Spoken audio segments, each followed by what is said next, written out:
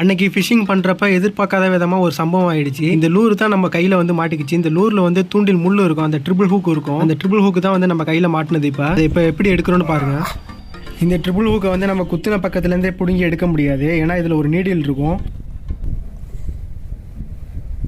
மேலே இருக்க ஃபோட்டோவில் மார்க் பண்ணியிருக்கேன் பாருங்க, அதான் அந்த நீடில். இந்த சின்னதாக இருக்கிற பெண்டு தான் ஹூக்கு வந்து ரிவர்ஸ் ஆகாமல் பார்த்துக்கிறது. இப்போ இந்த பெண்டை நம்ம ரிமூவ் பண்ணுறதுக்காக இன்னொரு பக்கத்தில் குத்தி அதை வெளியே எடுத்துட்டு அந்த பெண்டை ரிமூவ் பண்ணிடுறோம். அந்த சின்னதாக உள்ள பெண்டை ரிமூவ் பண்ணாமல் நீங்கள் எடுக்கணும்னு நினச்சிங்கன்னா தசையோட பிச்சுட்டு வந்துடும். இப்போ அந்த பெண்டை ரிமூவ் பண்ணதுனால ஈஸியாக ஹூக்கை வந்து நம்ம ரிமூவ் பண்ண முடியும். இப்போ தான் நம்ம சேனலில் முறை பார்க்குறீங்கன்னா நம்ம சேனலில் ஃபிஷிங் சம்மந்தப்பட்ட நிறைய வீடியோ போடுறோம், கண்டிப்பாக சப்ஸ்கிரைப் பண்ணிங்க. இதே மாதிரி ஹூக்கெலாம் கையில் மாட்டது ரொம்பவே ஆபத்தான விஷயம். அதனால் தூண்டில் சம்மந்தப்பட்ட பொருட்கள் எதுவும் குழந்தைகளுக்கு எட்டாத இடத்துல பத்திரமா வச்சிடுங்க.